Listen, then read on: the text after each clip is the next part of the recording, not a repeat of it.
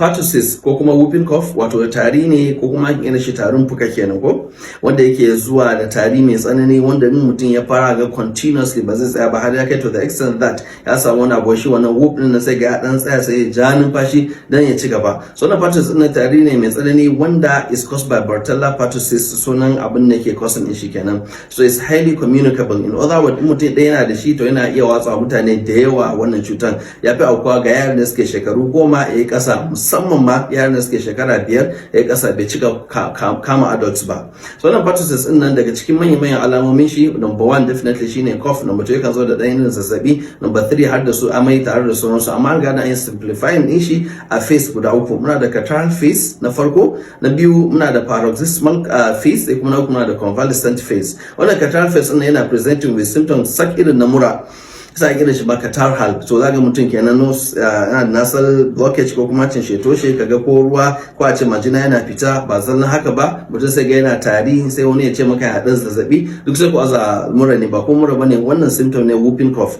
Sai kuma muna da next phase shine paroxysmal phase, wanda shi kuma tari ne specifically wanda zai kai da extent that har mutum tsaba tsarin tarin har zai iya maka amai kenan. Sai kuma convalescent phase wanda shine na karshe a cikin su, in mutum har ya kai wannan stage din to fa most of the time abuwa kamar haka sukan auku. Na farko tarin nan ba zai tsaya ba har da kai da extent that wanda suke gurin shi za su ce a yi daman ya saba tari ko kuma daman ta saba tari, ba sabo bane. Wannan ya fara shiga convalescent phase ne, which is the last phase.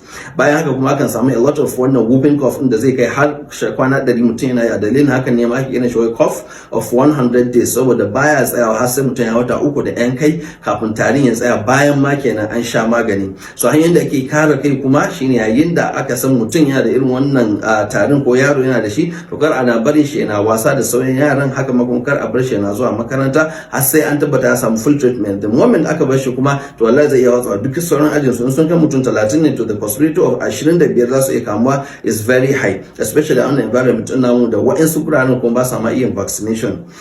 Na gaba kuma shine in aka lura mutum still yana yi karace za a raina treatment din ko kuma a raina cutan, a yi treating din shi da kyau a asibiti. Kai za ce to bara ba da cough syrup ko wani abu haka, a'a wallahi whooping cough ya fi karfin haka saboda bacterial infection ne, kuma ka zo kana treating shi with antitussive, but that is not appropriate. So akan ba da medication kamar haka, wanda abu shi macrolide wanda shine group din su azithromycin, erythromycin, clarithromycin, akan zaba ɗaya daga cikin sai a bar akalla da sati 2, wani ma har sati 3. Secondly akan ba da medication from the group of wani abu shi sulfonamide, irin su trimethoprim, sulfamethoxazole, su sulfasalazine duk akan bayar, but trimethoprim din nan sulfamethoxazole an fi bayar da shi, wato ko trimoxazole kenan ko kuma septrin da aka fi sani, akan yi combining din su ne. But most important ana so yaro yana yawan cin abinci, yawan shan ruwa, kuma ya kasance inda yake zama akwai iska. Da gobe ne kasance yaro yana samun isasshen abinci, isasshen ruwa, isasshen iska, isasshen bacci, kuma so da dan Allah subhanahu wataala plus vaccination ba dole samu wannan pertussis ko kuma whooping cough ba. So ba zalan wannan ba, plus akan ba da medication da zai taimaka gurin ciwon kirji kamar anti analgesics kenan, kamar a ce an ba da ibuprofen ko diclofenac ko ma combination of the two. Akan ba da steroid dan ya dan ƙara taimakawa shi ma, sai kuma akan ba da other medication kamar cough syrup din, amma shi wannan ba wai dan ya treat infection din bane, kar a manta, but rather an bayar ne dan ya taimaka dan rage wannan tarin. But however shi infection din dole a treat shi with appropriate antibiotics kuma a asibiti. So ya ke preventing wannan pertussis din nan. A video da muka tattauna akan diphtheria da tetanus, mun yi bayani akan yanda ake preventing su by single vaccination ko wannan vaccination din shine rigakafi kenan. Aka yi rigakafin pertussis is as good as ayin diphtheria, is as good as ayin kuma na tetanus. So akan bayar da shi ne a dan watanni da kuma shekaru na yara, wanda dama akwai specific video da nayi akan immunization, wato shi wannan rigakafin kenan, wanda insha Allah ta'ala muka sake za a zo a gane. So amma kuma most important, yayin da ku gane yaran ku suna irin wannan tarin ko kuma one go, don Allah jama'a na roƙe ku kar a gazarta kai su gurin chemist, a kawo su asibiti a faɗa irin wannan kuma tarin gashi ya daɗe ya kai sati 1, sati 2, sati 3, kuma ga kuma yaron yanda yake presenting gashi ga kaza kuma daga asibiti sai mu daura akai insha Allah.